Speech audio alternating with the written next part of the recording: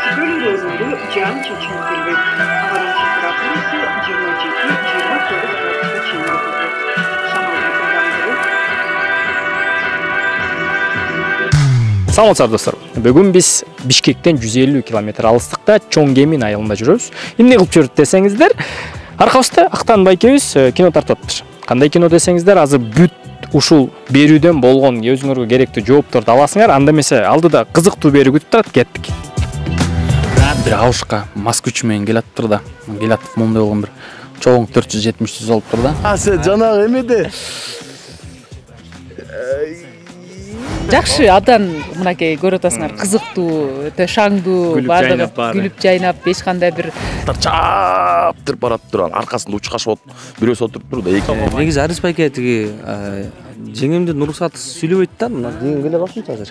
Ооба чын эле, бирок ушундай буга чейинкилерин кетип салды да. Буйруса бул кино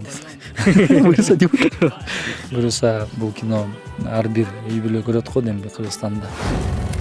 Тоок бар, кстати. Не эстеп кой. Азыр. Тоок тестеп кетмөйрү. Чолпонже. Это Иссыкуль, это наше лето. Ассаламу алейкум. Жакшы, өзүңөр кандайсыңар? Жакшы, артыңардан бери келдик, Бишкектен бери. Съемка кандай болот, эгиз киносу кандай жүрүп атат? Жакшы жүрүп атат. Сонун, керемет. Аттар жыгыжык. Жүрөбүз ушинтип, жакшы, баары сонун. Жакшымын, Кудайга шүгүр. Съемка кандай жүрүп атат, байкаш. Костюмга караганда бир жөнөкөй адам эмес окшойсуз. Эми костюм кийип ойногондо эле иштейт этчим да, негизи элечи. Мага костюм кийип ойнотуп атчы деп кээде суранып элем. Көбүнчө жөнөкөй эле мындай эле. Жөнөкөй эле мындай эле футболка, маскши, мындайлар ойлоп байкуштар. Азыр кичине костюм кийип, мындай солидный киши көрүнүп жакшы болуп атат. Алейкум салам. Чайыңар татып болсун. Рахмат. Таптуу эле, сакар салып алгам. Костюм шымга байкашыбызча разбойдон кайра тирилип келет окшойсуз. Костюм шымга караганда аякта костюм кийбейм да. Может мүмкүн эми келип кайра опердин эмес. Жок, тилекке каршы опер эмесмин, следак да эмесмин. Мен даже түшүнбөйм ким экенин жакта. Келдиңер э? Келдик. Съемка кандай жүрүп атат дегиле. Эң сонун маанайда мен ушул эгиз тасмасынын жалпы группага ыраазычылык билдирем. Анткени мен Чоңгеминге көптөн бери келейин деп жүргөм. Келе элек болчумун. Ушул кинонун аркасынан Чоңгеминди да көрдүм. Эң сонун жерде, ажайып жердебиз. Негизи Кыргызстандын бүт жери жакшы. Ошо сонун, бардыгы сонун, атмосфера, стратосфера, литосфера сонун болуп атат. Съемка кандай жүрүп атат? Жакшы, ойдогудай. Силер тойдон келип аткандай эле келатасыңарбы? Тиги жакта атмосфера ушундай болчу да. Сизди акыркы убактыңыз бе бүттүбү съемка? Азыр как раз акыркы съемканы кылып. Актан байке кыйнаган жокпу? Жок, кыйнаган жок, наоборот жардам берди. Мага чейин мушташыптыр, мен мушташтан чыгардым да. Мага чейин төөлөп кетиптир өзү. Негизи Арис байке тиги жеңемдин уруксаты сүйлөбөйт да, мына жеңем келе башынчы азыр. Ооба чын эле, бирок ушундай буга чейинкилерин кетип салды да. Альбин эже келер мына. Негизи биздин кинодо Альбин эже дагы сонун роль жараткан. Көрөсүздөр экрандардан Альбин эже дагы бир жарык этип чыгып, элдин баарын жарып туруп анан кетип кала турган роль да. Кетебиз. Негизи азыркы звукачтар ат минип калышты. Ооба, ат менен жазып калыптам. Бийик болсун деп. Съемка кандай жүрүп атат? Болот, жакшы эле. Эмнеден атын уктат болуңар? Биякта игровой. Игровой Актер. жакшы, сонун. Маанайыңыз. Сонун. Даже Чоңгеминге чейин келип калдым. Аркаңардан келдик. Кино съемка кандай жүрүп атат, негили процесс? Процесс аябай жакшы. Кетпейбиз, азыр кетпейбиз. Ладно, биз кет. Пока. Жакшы. Удачи. Жакшы, абдан мынакей көрүп атасыңар, кызыктуу, өтө шаңдуу, бардыгы күлүп жайнап, эч кандай бир көңүл түшүрө турган эч нерсе жок. Кудайга шүгүр. Жакшы, эми комедиядай тартылыш керек да. 10-чу күн экен, ошентсе дагы баары күлүп. Ооба, баары эчкимден тажай элек. Пока. Олег, салам, нече съемка болуп атат. Үйдө да съемка, бул жерде сиз продюсер экенсиз. Ушундай калыптыр. Кантип продюсер кылдыр? Актан жакын дос болом. Андан ары жомор сөзөк болот экен. Андан ары Актан көптөн бери кино тартам деп жүргөн. Бул сценарийди бир жылда жазды го дейм. Анан экөөбүз жакын дос болгондон кийин Актанды мен колдоп бул проектке келдим. өзүм да сценарий окуп туруп ушул сценарийди сүйүп калдым. Өзгөчө мындай сонун мындай элдик комедия да. Ошо. Жакшы. Кош келдиңер. Көз көгөрүп, тытылып иштеп кино тартып атсаң. Эми кино деген кыйноо да. Кыйноо колдон келишинче өзүбүздү жанагындай тобокелге чалып туруп эле жакшы эле тартылып атабыз. Эми албетте каскадерлордун дагы жардамы менен, бирок көбүн эсе өзүбүз аткарганга аракет кылып атабыз. Буга чейинки долбоорлордо өзүм эле бүт баарын кылчумун. Анан эми бул жерде баягы эң башкы роль болгондуктан каскадерлордун жардамы керек болуп калды. Эми ар кандай травма алып калсам дагы долбоор токтоп калат да. Ошондой. Бул тасма жөнүндө айтып кетсеңиз, бул жерде каарманыңыз ким, кандай? Бул жерде Актанбек айткандай юмордун баары мага жүктөлгөн. Бир эгиздин досу, жайлоодогу досу. Ошондой. Башка тасмалардан бир кандайдыр айырмасы бар бекен? Азыркы учурда көп кино тасма тартылып атат, мындай өзгөчөлүгү. Өзгөчөлүгү бул тасмада юмордун баары менде. Мисалы үчүн башка тасмада юморду бөлүшө турган болсок, Актанбекте деле юмор бар, бирок азыр юморду өтө эле мага жүктөп коюптур. Бирок чындап кичине кыйынчылыктар болду. 15 дубль болуп кеткен убакыттар болуп атты. Эми мен майын чыгар ойнойлу дегеним го. Ошо. Бул жерде жардамчы ролун ойноп атам. Депутаттын жардамчысы, кошоматчынын ролун ойноп атам. Мурдак образдарыңардан чүл башкачараакпы же? Ошондой эле. Сөзсүз түрдө. Мен ошого аябай көп көңүл бурам. Мурдакы образдардан кичине мындай ампул өзгөрткөнгө аракет кылам да. Анан бул жерде кичине окшошуп кеткен болсо дагы өзүнчө сценарийди окуп, мен ушуга даярданып, бир аз болсо дагы кичине өзгөртөлүк деген. Ошо делер менен чач жасалганыңызды байкадык. Ушул тасма үчүн же өчтүрдүңүз беле же деги эле өзгөртүү? Ушул тасма үчүн ушундай прическа кыла эле экенмин да. Негизи тасмаларда, башка тасмаларда көп экен мындай прическа, тиндей прическа. Мен алым жеткен эле чач экенди коюп. Ой, бардык нерсе өзгөрүш керек да. Бул актер деген гримасты дагы өзгөртүш керек, болгон эмне болсо ошонун баарын өзгөртүш керек. Ошого жараша жан дүйнө режиссердун айтканын кичине мындай толук түрдө аткарганга аракет кылып атам да. Менин образым биякта аябай эле кичинекей. Өткө десеңер жанынан. Жөн эле мүнтөлөп кайтып карап туруп өткөдө. Бирок интересный, жакшы кичинекей, бирок баары кызыктуу образ. Эң негизгиси Актанды баягы колдоп, коштоп, нар жак бери жагынан мындай поддержка кылган келдик да. Ким болуп аткарып атасыздар? Бул жакта мен акыркы 2-3 кинодо чота ичкен адамдын ролун аткарып ошондой болот атат. Бирок мунусунда аягында оңолот экен, кийинкисинде башкалар болот окшойт. Образга киремде ичип кеткен күндөр болбойбу? Ой, Кудай аманатын аркылсын. Тамаша, деги эле съемка кандай жүрүп атат? Кыйнап койгон жок Актан мырза? Жок, ойдогудай ага чейин өзү кандай задача берип, кандай ойдо жазылган болсо, мен да бир ойлогонун аткардым го деп ойлодум. Жээн неберелүү болуп турсуңар. Куттуктайбыз. Кандай сезимдер болду алгачкы? Жээн небере баары башкача болот экен. Өзүңдүн кыздарың, балдарың да башкача сүйүнүчү, небереники. Билбейм, аны айтып бере албайт экенсиң, жеткире албайсың да, аны чувствуйда жигит адам. Хорошо, буйруса биз дагы болобу. Бул кинонун келечегин айтып кетсеңиз. Буйруса бул кино бул кино ар бир үй бүлө көрөт го дейм Кыргызстанда. Анткени бул кино Кудай буйруса Кыргызстанды дүңгүрөткөндө күлгүзөт да өзү негизи бул киночу. Анан Актанды дагы баары мындай недооценивать этип атат. Анткени Актан өзү сильный автор да, сильный автор, өзү сильный актер. Анан өзү дагы мындай монтажер, акыл-бирсиз алган лучший монтаж боюнча. Анан Актанды ошо мен колдоп бул жакка келип, анан өзүңөр деле кинону көрсөңөр байкайсыңар. Өзгөчө башкача кино болду. Бул тасмадан сизди көрө алабызбы? Жок, бул тасмада мен может быть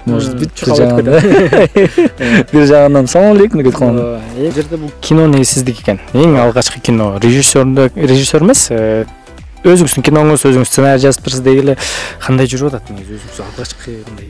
Жакшы сизде. Жакшы, аябай жакшы. Бизге аябай жагып атат. Бул дебюттук тасма десек болот, бирок Алмаз Жангазиев мага жардам берип атат. Экөөбүз бири-бирибиз менен жакшы дуэт болуп, экөөбүз тең режиссер. Эми эки режиссердун аты жазылат да кинонун аягында. негизи өзү Алмаз экинчи режиссер болуп эмгектенчү буга чейин. Кыргызстандагы экинчи режиссерлордун эң көч башына турган жигит да. Анан Алмаз биздин долбоорго макулдугун бергенде мен сүйүндүм дагы, анда бизге эң башка режиссердун кереги жок. Андан көрө ошол Алмаз экөөбүз эле иштейли, эң башкы режиссерго кете турган гонорарды киного сарптап салалы, жумшап салалы деп чечтик. Ошондой. Эми бул кинонун сценарийи болсо туп-туура 1 жыл жазылды. 1 жыл. Мен өзүм бир тууган байкем Дастан Жапар уулу жардамга келип экөөбүз чогуу жаздык 1 жыл бою. Былтыр июнда башталган. Жазылып анан ушул күнгө чейин келип баягы кошчулар кошулду, алчылар алынды, жакшы нерселер кошулуп атты, көп нерселер алынып атты. Анан ошол эле учурда Мыктыбек Мукаев менен Радик Ишимов эки менин инилерим, досторум десем болот, алар да жардамга келип, юмор жагынан, ошо сценарий жагынан аябай чоң салым кошуп кетишти. Ал эми киного даярданып аткан учурда Чыңгыз Сулумбеков биздин эң башкы оператор, анан ошол эле Алмаз Жаңгазиев, алар да аябай чоң салымын кошуп, кинонун көркүн чыгарабыз деп, үчөөбүз чогуу иштеп, андан да жакшы болуп калды. Ошондуктан бул 1 жылдык жазылган эмгек, эми Кудай буйрса күз айлары менен багы эл назарына коюп прокатка чыгабыз деп атабыз. Эми буга чейинки кинолоруңузду айтып кетсек, сиздин байкашуубузча бир эмес 3-чү киноңуз бул. Образга кирип уже жактыбы ушул жумуш дегеле? Мен деген өзүм тез эле мага жумуш жакпаса, мен өзүм иштебейм да. Өзүм ушундай характерим жакты. Өзү съемочный процесс, элдер менен сүйлөшкөн, партнерлор менен сүйлөшкөн, анан актерлор менен дагы. Ошондуктан мага ойлойм, бул иш продюсерлерге иш абдан жакты. Ошо эми буюрса дагы 24-жылга да 2 проектибиз бар. Буюрса. Көп. Каникул киносу жөнүндө айтып кетсеңиз, элдер кандай кабыл алышты мына треш? Эми биринчи жанр болуп калды, мына треш комедия. Жакшы кабыл алышты. Мындай молодежный комедия болбоду. Ушунда кан бар, мындай юмор дагы башкача. Ошондуктан уже 2 ай өттү, дагы эле турабыз. Элдер келип отушат, карап отушат. Элдерге жагып атат. Анан буюрса да этнеме чыкканда дагы көбүрөөк элдер көрөт. Андан ары может YouTubeга чыгарабыз. YouTube качан чыгат деген суроолор бар го. Ошо буюрса YouTubeга да чыгарабыз. Андан кийин уже каникул 2 тартабыз. Негизи мен сизди баягы Жарайт Ситиден көргөм да. Эң биринчи эсимде калган образыңыз баягы таксист менен бир клиентти талашып туруп, бекер алып кетип калсаң, акча берип турупчу. Негизи Жарайт Ситиге мындай кантип келип калдыңыз? Өзүбүз КВН ойногонбуз да баарыбыз эле. КВН аркылуу КВН бүткөндөн кийин бизге Нурлан Мамакеев деген бир продюсер бар, билесиздерби? Кино жазбайлыкпы деп чакырган. Ушунда билбейм, силердин зрительдериңер билеби, Временный парень деген кино болгон. Ошо Временный парень деген кинонун автор сценарий, один из авторов сценариев мен болдум. Ушундан ары Асхат Табалдиев менен Данияр Болотбеков чабып, балдарды чогултуп атабыз, Жарайт Сити долбоорлор кылып атабыз деп ушундан ары мен один студияга барып ушакта иштеп калдым. Негизи угушубуз боюнча силер бир жумадай тоодо жүрүп турсуңар. Деген интернет жок, байланыш жок, кандай болот жашоо? Сонун экен да, көрсө интернет жок деле жашаса болот турбайбы? Көгөрөк деген жайлоо бар чоң кеминде. Ошого жетпей, бери жакта Жашыл көл деген сонун көл бар экен. Ошонун жанында мындай кымыз менен дарылаган атайын 2 мындай түтүн бар экен да. Ошол түтүндүн жери аябай сонун экен. Ошол жерден тарттык. Бир жумадай болдук, 6 күн болдук го дейм. 6 күн болуп, аябай сонун иштеп, чыргап, эс алып, ошол жердин жанагы 2 түтүнгө да аябай ыраазычылык билдиребиз. Алар бизге болгон жардам берип ачты. Сарай десе сарайдан, коро десе кородон, атын берип, эшектерин берип, айтор сонун болду. Анан дагы бир айта кетчү нерсе, биздин Кудай буйрса бул кинодо тартуу учурунда аба ырайы дагы биз тарапта болуп атат. Керек болсо съемка учурунда тартып калган жаныбарлар дагы биз тарапта болуп атат. Ушундай сонун ойноп берип атышат, айтор азырынча Кудайга шүгүр.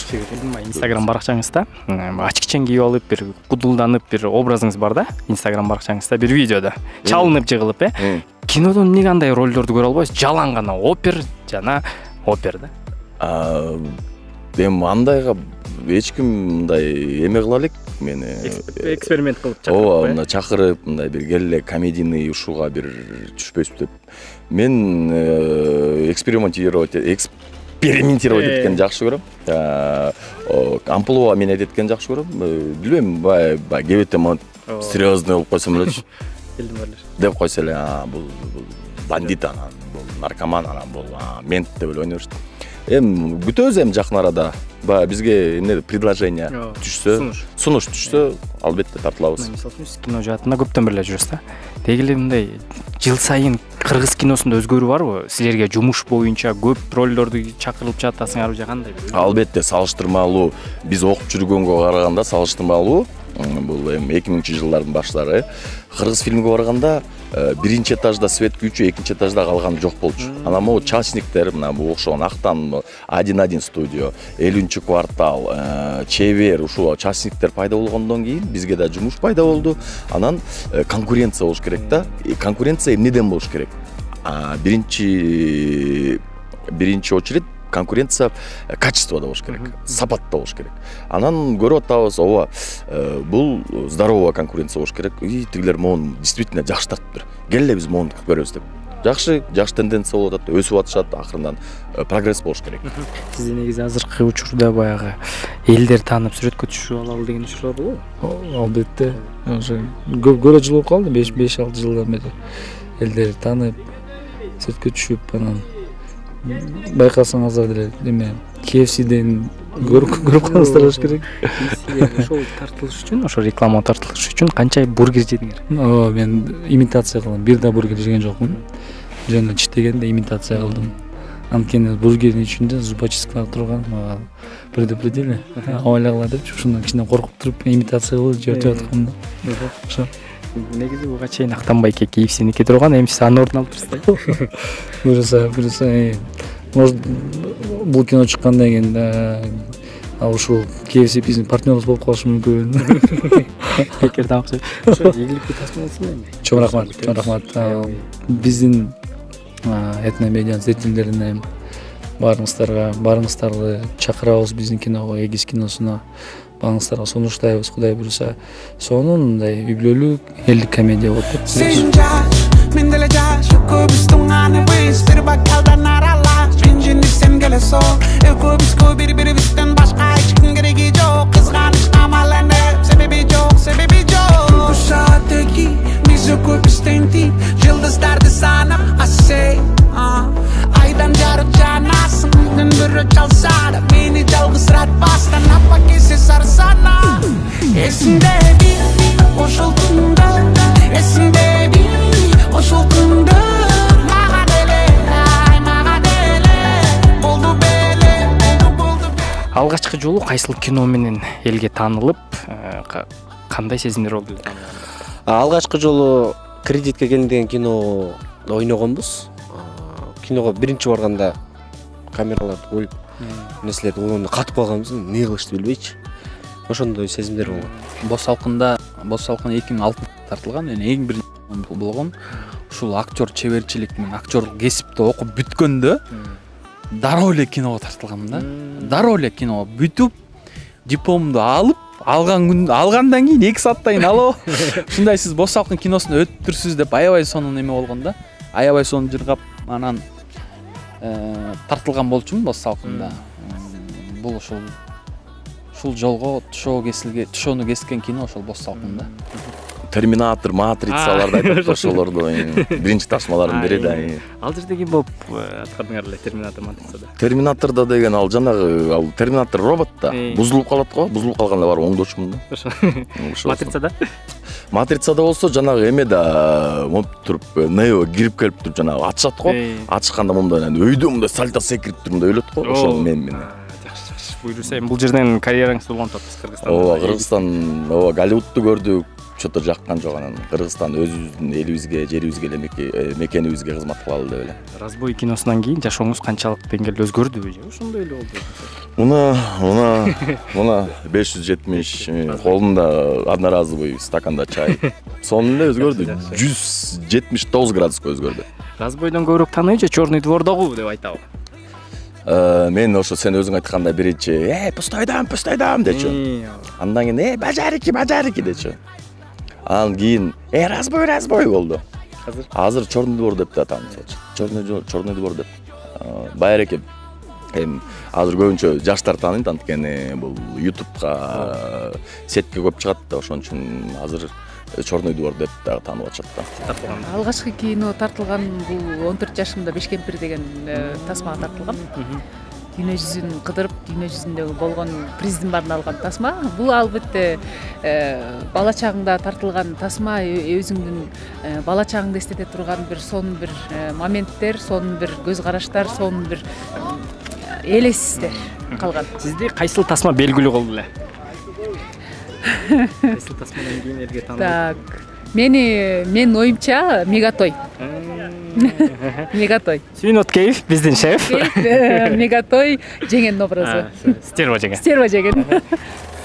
Алгачкы жолу кинонун атын унутуп калдым. Телепостановка болуш керек эле. Ушундай камеранын алдында ойногонум Жаңырык деген кино болчу. Ал кезде мен студент болчумун. Ошол кезде ойногом. Элге сен эмне кылмаксың, сүйүндүн тарткан ошо кинодон башталган, анан ушу көбүнчөсү жана Мегатойдон уже кийинкилер катар болуп кетти анан. Эми чоң кино катары Ванчопа го дейм. Колхозда отасыңбы? Нельзяшик бьют бу? Бьют. Давай не бьют, Давай не бьют. Раз-бы? Ооба. Суюк чыкчы. Чоң кино катары Ванчопа, ал эми Долбоор катары Элим дейт. 1-1 студио, мен 1-1 студионун жигитимин, ошол жактан чыккан жылдыздарбыз дегенде кандай эми. Элимне дейт, ошол жарайт Сити. Эми аз болсо дагы кичине эл алдына чыгып калдык дегендей. Актерлук кесиптин сиз үчүн минусу жана плюсу? Актерлук кесиптин минус жагы жок го дейм. Эми адам өзүнүн ролду өзү тандагандан деп ойлойм. Мен үчүн минус жагы жок, плюс жактары көбүрөөк деп ойлойм. Минус жагы элдин туура эмес таануусу, шылдың доосу. Плюс жагы ошол эле элдин сыйы, ошол эле элдин урматы. Плюс жагы бул изденүү. Мага жаккан нерсе бул ролду да жараткан дагы изденүү дагы, чыгармачылык дагы изденүү, анан бул жашоого болгон көз карашың, позицияң өзүңдүн ишыл изденүү жана прогрессте болуу. Минус жагы эгер сен билбейм карьерист болуп кетсең, бул ойлойм бул баягы үй бүлөңдө калып калышы мүмкүн, досторуң, туугандарың анда чыгып калышы мүмкүн эгер карьерист болуп кетсең. Минус жагынан дагы же бир ичкиликке берилип кетиши мүмкүн, же такыр эле өзүңдү таштап салышы мүмкүн. Ишыл көп. Мындай чотко айта албайсың да. Кесиптин минус жанагы плюс жагы дейсиңби? Мен минус жагын көрө элекмин. Көп жагынан эле плюс. Көбүнчө жагы плюс, анткени мен актерлук кесиптин аркасы менен көптөгөн мынакей сиздер менен таанышып отурам, үй бүлөм менен чогуу ушул кесип аркылуу мына бардык досторубуз бар иш кылып жалаң плюс. Плюс жагы бар го, минус жагын айта албайм. Анткени бул актерлук кесип актер гана болбосо мындан жашоого дагы үйрөтөт бул кесип. Анткени мен кесибим ошону окугам 5 жыл. Так что бул минус жагы жок го дейм. Эми плюсу жакшы да. Элдик адам болосуң, эл сен менен болот дегендей. Ал эми минусу үй бүлөң менен көп убакыт өткөрө албай каласың. Мисалы үчүн азыр үй бүлөм баламдын туулган күнү 5-июль болчу. Биз 1-июльдө тарта баштаганбыз, жайлоого кетип калганбыз. Анан баламдын туулган күнүн куттуктай алган жокмун да. Анткени баягы интернет жок болчу, байланыш жок болчу. Мисалы үчүн ушул тамаша жаатында актерлук чеберчиликти деги эле тыштап салайын, ушу меники эмес экен деген бир колуңузду түшүргөн күндөр болду беле? Жок, андай болгон эмес. Андай күндөр болгон эмес. Болгон эмес. Жок, эч качан болгон эмес. Көрүү оюн болгон да. Ушул эле жолдон башка жолун издеп көрүүгө болгон да. Балким өзүм тартсамбы деген болгон. Балким мындай башкача бир платформасын ойлоп тапсамбы деген болгон. Албетте болот. Көп эле учур күнүнө бир жолу келет. Ал билбейм. Меники эмес, кетми дейсиң, болбойт дейсиң. Балким бизге жараткан ушул миссияны берген, сен артист болосуң, сен актер болосуң, монтесиң деп балким ошентип койгон, билбейм аны. Жок. Эгерде дагы мындай суроо боло турган болсо, эгерде сиз дагы бир жашоо келип ушул жашоону тандайт белеңизчи, башка ушул эле жашап атканда мактуу. Ушул эле.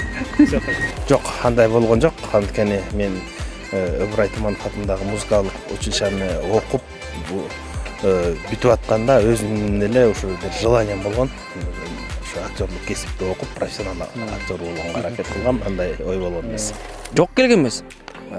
Мага деген кандай десем, көп учурда мындай кээ бирөө мага шанс бербей коет, жок сен колуңан келбей тарта албайсың деп.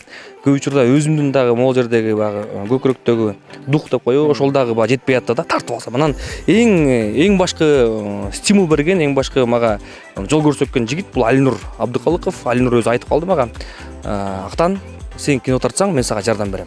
Мына биз бир кино тартып алдык, 2 кино тартып алдык, Кудай буйрса тажрыйба алып калдык, мен сага акча тап берем деген жигит ушу Алинур болду. Буга чейин жанында көптөгөн продюсерлер жүрсө, кино тарткан досторум жүрсө, алар мага мындай көбүнесе ишенч эмес. Чын ачыгын айтканда. Мен муну дагы тиги жабык көрсөтүүдө дагы айтам, колдон келсе. Анан ушул мага ишенип, ушундай долбоорду ишке ашырган ошо Алинурга дагы ыраазычылык билдирип, себеп дегенде бул жигит болбосо, анан албетте менин өзүм бир тууганым Дастан Жапаров болбосо, мындай чоң иш алдыга жылбайт болчу. Анан экинчи этапта кошулган Алмаз Жаңгазиев, Чыңгыз Улумбековдор болбосо, деги эле Алинурдун баардык командасы болбосо, мындай долбоор болбойт болчу. Ошондуктан баардык командага ыраазычылык билдирем. Келип калды. Эчтеке эмес. Кечке карап турду деп атат. Мактап бүтсүн деп атты. Мактап бүтүп алсын деп көтүрүп ийилип кеткендечи. Жашооңуздагы эң күлкүлүү жана мындай анекдот айтып бергилечи. Эң күлкүлүү жана бир эстей турган. Бир анекдот айтып берейин анда. Бир негрди гаи тутуп алыптыр. Ал гаинин фамилиясы Декабрь экен. Декабрь. Анан мынтип карап бир дагы Титаник чөгүп кеткенби же күйүп кеткенби деп. Жакшы. Ошо бир эле анекдот айткем. Кыска нуска. Ошо анан негизи биз сахнага даярданып чыгабыз да. Анан шарт эле күлдүрүш кыйын го. Даярданып, жакшы мындай элге өтпөйм, эмне болот деген сияқты. Рахмат. Ийгиликтүү тасмалардан болсун эми. Рахмат чоң, Кудай буйрса жакшы үмүттөбүз. Бул кинонун сценарий абдан жакшы, Кудай буйрса элге жакшы кирет деген чоң ишеничибиз бар. Силерге дагы чоң рахмат. Бир Аушка Москвич менен келаттыр да. Келатып мондай болгон бир чоң 470 түз алыптыр да. Аябай чоң кымбат машина түз алыптыр. Түз алса ичинен опурталдуу кең далуулуу 3 жигит өткөндө да аңкыган 3 жигит. Эй Аушка, могу машинаны төлөп бере албайсың сен. Мен могу Москвичиңде да жетпейт дем. Үйүң да жетпейт. Кымбат машинаны сүзбөдүң деп эле чалды коркутуп башташыптыр да. Анан Аушка жүрүлөп Москвичтин артына өтүп бир кофе ичкенче сүйлөшөлү десен. Чала тиги Аушка Москвичтин артына ичтип барып Москвичтин арткы багажын ачат экен, ачса эле 3 литрлик банкада алтын балык туруптур да. Анан барып туруп эле алтын балык бизге 4 кофе дейт экен. Шың деп эле 4 кофе чыгып келатканда тиги үчөө монтуп карап эле. Анан Аушка келет экен. Аушка, могу машинаны ал. Мен үйүм мондай, үйүмдү ал, тегинимди алдым да үчөө тең бүт берет экен да Аушка. Анан просто могу алтын балык бизге бер дейт экен. Анан макул дейт экен да. Аушка берет экен, машинасын айдайт экен, бүт бар кетет да. Анан үчөө Токойго барат экен да, алтын балыкты ортого коет да. Анан бүт заказ бере баштайт да. Мага вилла, мага мындай, мага айына $1 миллион түшүп турсун. Мага бул клуб болсун, мага булндай болсун, мага да бүт эми байлык, бүт байлыктардан үчөө 3 жактан ушинтет экен. Анан балыктын 3 литрлик банкадан оозун чыгарып туруп, "Байкелерин кечирип коесуңар, мен кофеден башка эчтеке жаза албайм" деп. Ой, кофелер. Алтын балык кофеден башка эчтеке жаза албайм. Рахмат байке. Рахмат чоң. Болду, нормально эле, жакшы эле. Ошо жакшы этномедиага ийгилик, чыгармачылык ийгиликтер боло берсин. Ушинтип кыргыз киносун колдоп, коштоп жүрө бергилиңиздер. Рахмат силерге. Рахмат. Чиркейлер эми ат менен чаптырып бараттыр, жарыш ат чабыш болоттур да. Анан чиркейлер аттар чаптырып бараттыр. Анан аркасында учкашып бирөөсү отуруптур да, 2 чиркей бир атка менен болупчу. Анан чаптырып баратат дейт. Эле бирөө чаап баратканда эме саяпкер так отурчу десе, тиги арттагы эмне болду сен көзүмө чымың кирип кетти дейт. Болду. Болду. Ийгиликтүү тасмалар болсун. Рахмат. Сары анекдотуңар сонун болуптур. Сонбу? Мен андан көрө мен кинодогу бир кызыктуу окуяны айтып берейин. Ондай окуя болду. сценарий боюнча мени камчы менен 2 жол далга чабыш керек болчу да. Босталкындай эле. Босталкындай эле.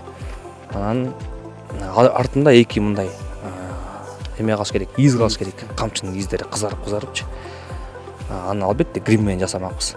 Бирок кече мурда күнү 3 күн болуп калды го дейм. Биз дрон менен тартып атканбыз. Анан биздин дрон узун бакка илинип калыптыр. Дрон чубала тет алыста. Ал келчекте тиги дрон түшүп калган атат. Анан биз ушул ат араба менен тартып баратканбыз. Анан мен баягы кыйын киши болуп ошол жердеги абалды өз колума ала калып бакка үстүнө чыга калдым да. Анан ал убакта тиги балдар келе калды. Анан дронду силкип бердим да. Дрон жерге түштү. Дал ошол учурда бир 15 мүнөт мурун чоң өткүн өтүп кеткен да. Өткүн жамгыр жаап кеткен. Анан бак аябай тайгалап болуп калыптыр. Суу тайгалап болуп калыптыр. Анан ошол жерден оңкомон түштүм. Канча жекшандай эле. Жекшандай эле бактан кулап келиптир, бирок бир бутак могу далымды кармап калды дагы, ошол сактап калды. Кудайга шүгүр. Анан түшкөндөн кийин анан далымды көрсөм, камчынын изинде болгон мондай 2 из калып калыптыр. Ошондуктан эртең тартылат, эртең бүрсүгүн тартылат. Ал сценага менин өзүмдүн далыңар даяр. Далым живой, мындай сонун издер, шрамдар даяр. Рахмат. Ийгиликтүү тасма болсун, аябай күтөбүз сизди. Этномедиада Кудай буйрса чыгат албетте. Этномедианын баардык жамаатына жетекчилигине ыраазычылык билдиребиз. Ушинтип эле кино жаатында эмгектенип келаткан ар бир жамаатты колдоп жүрүңүздөр. Силердин да иштериңиздерге ийгилик ар дайым ушинтип жакшынакай влогдор тартып элге, карапайым калкка ушу кинонун ар жагында болуп аткан окуяларды, кызыктуу жаңылыктарды айтып жүрүңүздөр. Рахмат. Все, чоң. Кош келипсиз. Мына достор, ошентип биздин берүүбүз аягына келди. Барыңыздарга чоң рахмат аягына чейин көргөндөргө. Эми ушул кинону 14-сентябрдан баштап бүткүл Бишкек шаарынын кинотеатрдан көрө алабыз. Азыр эми эмне кылабыз? Күтөбүз. Актан байкеге болсо ийгилик каалайбыз. Буюрса жакшы кино тартуулайт деп ишенебиз. Көрүшкөнчө.